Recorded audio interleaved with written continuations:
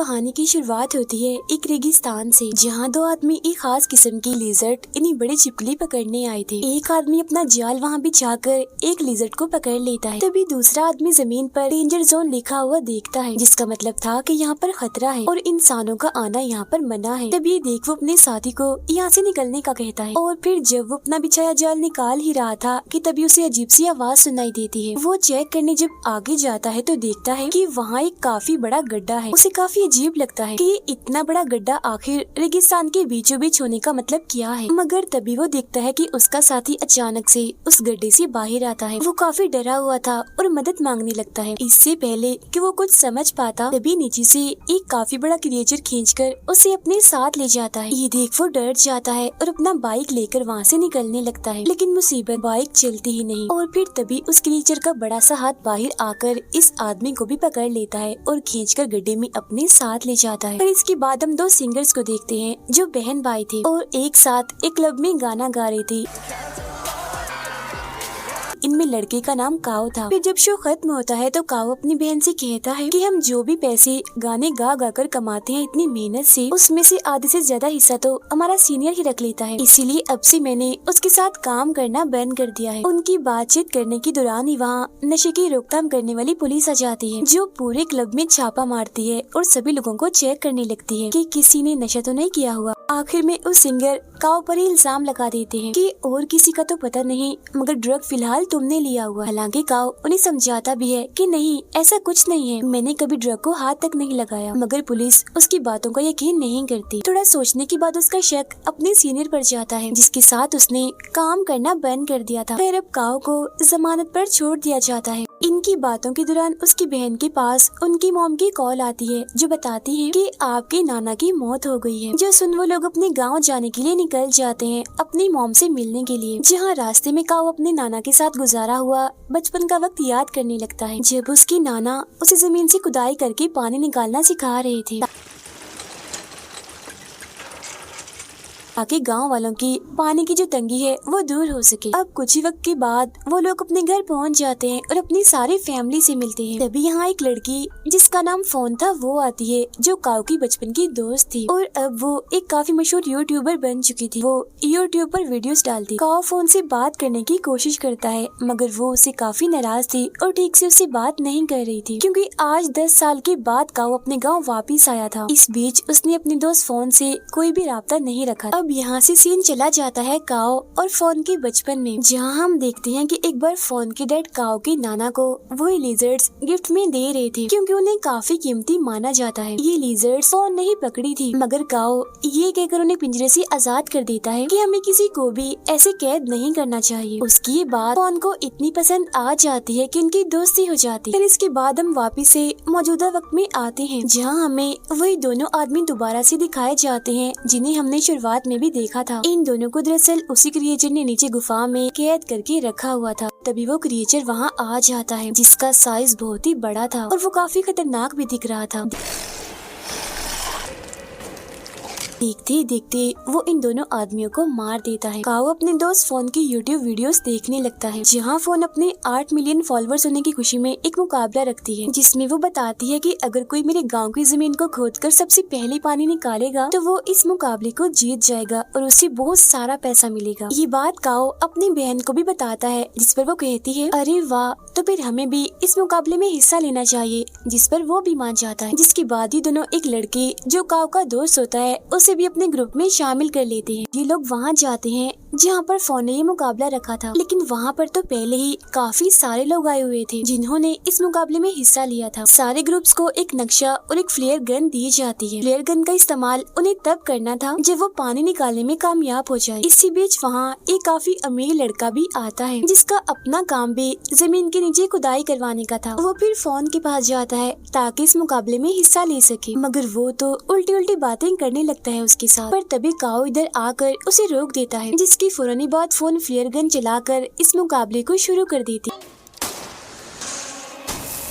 सभी लोग पानी ढूंढने के लिए अलग अलग जगहों पर जाकर जमीन खोदने लगते हैं। जिस बीच दो आदमियों को शुरुआत वाली उन्हीं दो आदमियों की बाइक मिलती है जो उस क्रिएचर का शिकार बन चुके थे। वो दोनों फिर उस बाइक को लेकर आगे बढ़ते, मगर तभी वो क्रिएचर जमीन चीरते हुए इनके साथ साथ बाइक की स्पीड से दौड़ने लगता है और इनके पीछे पड़ जाता है, जिससे ये लोग डर जाते हैं और अपनी जान बचाने के लिए बाइक घुमा देते हैं।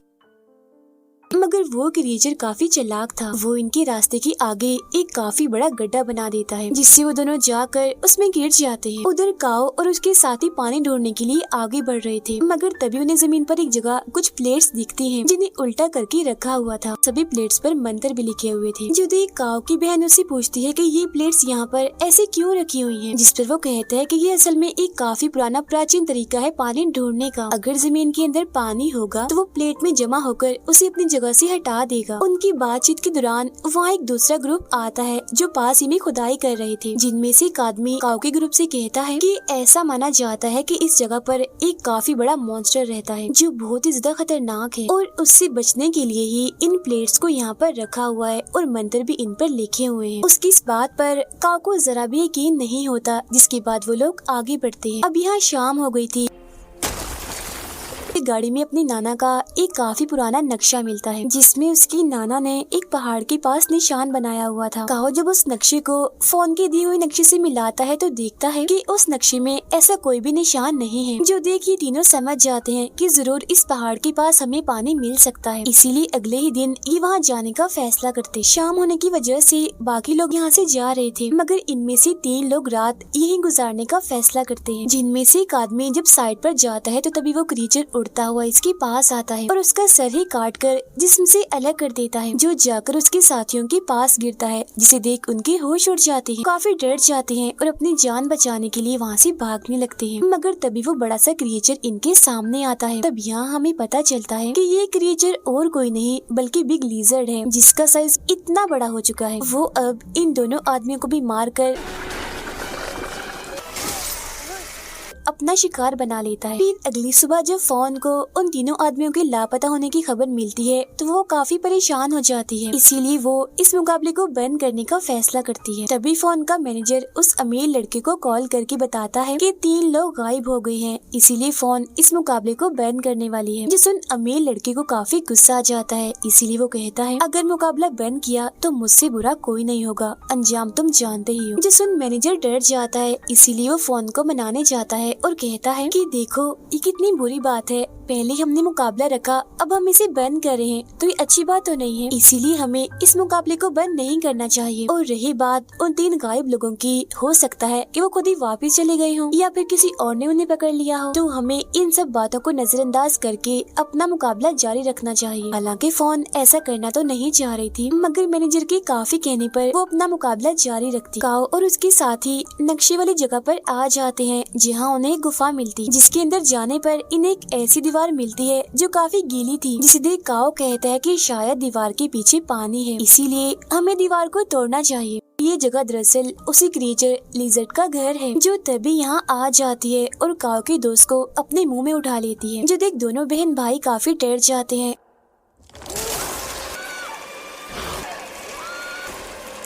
और अपनी जान बचाने के लिए गुफा से बाहर आ गए थे। फिर वो बाकी लोगों के पास जाकर सबको इस क्रिएचर के बारे में बताने लगते हैं, मगर कोई भी इनकी बातों को यकीन नहीं करता। अगले ही पल वो क्रिएचर नीचे से जमीन फाड़कर एक आदमी पर हमला कर देता है और उसी आधा नीचे से पकड़ लेता है। फौरन बाद खींचकर वो उसे भी अपने साथ ले जाता है। अब ये देखकर तो सबके होश उड़ गए थे, उन्हें अब काऊ की बातों पर यकीन हो गया था, तो वो अपनी अपनी जान बचाने के लिए यहाँ से भागने लगते हैं। काऊ की बहन और वो अमीर लड़का कैसे भी करके ट्रक में आकर छुप जाते हैं, मगर मैनेजर अंदर नहीं आ पाता, वो बाहर ही रह जाता है। जहाँ तभी वो क्रिएचर आकर उस पर झपट पड़ता है और एक ही झटके में उसे मार देता है। इसके बाद वो क्रिएचर अब काओ और फोन के पीछे बढ़ गया था, जिससे बचने के लिए वो दोनों भागने लगते हैं। तो वो क्रिएचर भी तेजी से भागने लगता है, लेकिन तभी वो दोनों भागते भागते एक गड्ढे में गिर जाते हैं। अब ये देखकर काओ की बहन अपने भाई की जान बचाने के लिए ट्रक का हॉर्न बजा देती है, मगर फिर जैसे क्रिएचर वहाँ आता है तो काओ की बहन और वो अमीर लड़का नीचे होकर छुप जाते हैं, जिससे वो क्रिएचर इनके ट्रक के पास आता तो है, मगर इन्हें वो नहीं देख पाता और चुपचाप वहाँ से चला जाता है। उधर काओ और फॉन को जल्द पता चल जाता है कि हम और कहीं नहीं बल्कि उस क्रिएचर की गुफा में आके गिरे हैं। मगर जब ये थोड़ा आगे जाते हैं तो इन्हें वहाँ उसी क्रिएचर के बहुत सारे अंडे दिखते हैं। यही इन्हें काओ का दोस्त भी दिखता है जो मरा नहीं था बल्कि अभी जिंदा था। क्रिएचर ने उसे भी उस मजबूत कवर में कैद करके रखा हुआ था। वो उसे वहाँ से बाहर निकालने की कोशिश करते हैं मगर नहीं निकाल पाते क्योंकि वो कवर उनसे टूटता ही नहीं। यहाँ उन्हें और भी बहुत सारे लोग दिखते हैं जो बिल्कुल ऐसे कवर में कैद थे। इन लोगों को दरअसल उस क्रिएचर ने अपने बच्चों को खिलाने के लिए रखा हुआ था। उधर काओ की बहन ट्रक से बाहर आती है तो देखती है कि वो क्रिएचर तो इनके ट्रक के ऊपर ही सो रहा है। वो चुपके से बगैर कोई शोर की आगे बढ़ती है और अमीर लड़के की गाड़ी में जाके बैठ जाती है, जिसके बाद वो अमीर लड़का भी ट्रक से निकलता है और अपनी गाड़ी की तरफ बढ़ने लगता है। मगर तभी उससे आवाज पैदा हो जाती है जिससे वो क्रिएचर नींद से जाग जाता है और फौरन ही उस पर हमला कर देता है। वो उसे भी उठाकर अपनी गुफा में लाता है और उसी कवर में बंद कर देता है। काओ और फोन दोबारा से उसी गीली दीवार के पास पहुंच जाते हैं, जिसे चेक करने के बाद फोन कहती है कि दीवार की दूसरी तरफ पानी है और क्योंकि ये लिजर्ड क्रिएचर है इसलिए शायद इसे पानी पसंद नहीं होगा, तो उसने पानी से बचने के लिए ये दीवार बना कर इसके बाद ये दोनों उस गुफा से बाहर आ जाते हैं। जहाँ इन्हें कुछ लोग दिखते हैं तो ये उनके पास चले जाते हैं मगर तभी वो क्रिएचर बड़ी स्पीड में आता है और पलक झपकते ही वो बहुत सारे लोगों को अपना शिकार बना लेता है, उन्हें मार देता है। वो फोन को भी देख लेता है और उसे पकड़कर अपने साथ ले जाता है। अब यहाँ काओ फ्लेयर गन चला देता है जो देख उसके पास सिर्फ एक ही ग्रुप आता है जो वही था जिसने काओ को उन प्लेयर्स और क्रिएचर के बारे में बताया था। अब कुछ वक्त के बाद यहाँ काओ की बहन भी आ जाती है। वो लोग एक प्लान बनाते हैं जिसके बाद काफी तेज गाने बजाने लगते हैं। जो आवाज सुन वो क्रिएचर जमीन फाड़कर थोड़ा सा बाहर आता है और सब पर धाड़ने लगता है। वो लोग ये देखकर उसे चारों तरफ से घेर कर उस पर हमला कर देते हैं। जो देख वो क्रिएचर दोबारा से अपनी गुफा में चला जाता है। काओ की बहन कुछ लोगों के साथ उसी गुफा के अंदर जाती है जहाँ वो उन लोगों की मदद से कवर में फंसे हुए सभी लोगों को बाहर निकालती है। लेकिन वो जो अमीर लड़का था वो गुफा में से कहीं गायब हो गया था, जिसे ढूंढने के लिए फोन चली जाती है। अब उस अमीर लड़के ने अपने साथ एक बॉम्ब ला रखा था जिसे ये लोग उसे गीली दीवार में लगा देते हैं, जिसके बाद काओ उसका रिमोट लेकर फोन और उस अमीर लड़के को ढूंढने के लिए गुफा के और अंदर चला जाता है। उधर फोन अमीर लड़के को ढूंढ ही लेती है मगर जब वो यहाँ से जाने लगते हैं तो वो क्रिएचर इनके सामने आ जाता है, जिसे देख अमीर लड़का फोन को वहीं छोड़कर सिर्फ अपनी ही जान बचाने के लिए वहाँ से चला जाता है।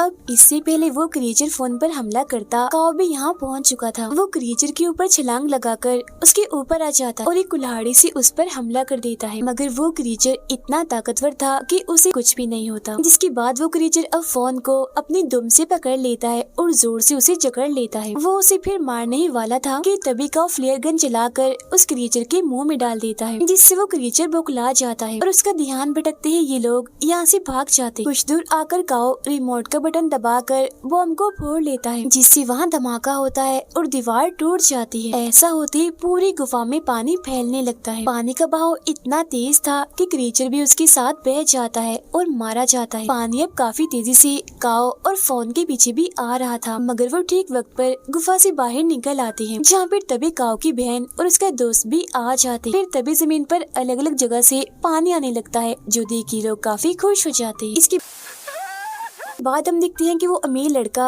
गड्ढे से बाहर आता है जो अभी जिंदा था, जिसके हाथ में उस क्रिएचर का अंडा था, जिसे देख वो काफी हंस रहा था। अब अंडा होने का मतलब ये है कि उस क्रिएचर का जड़ से खात्मा नहीं हुआ, क्योंकि उसके अंडे अभी मौजूद हैं, जिनमें से जाहिर है और भी बहुत सारे लिजर्ड क्रिएचर निकलेंगे। और इसी के साथ ही ये फिल्म यहीं पर खत्म हो जाती है।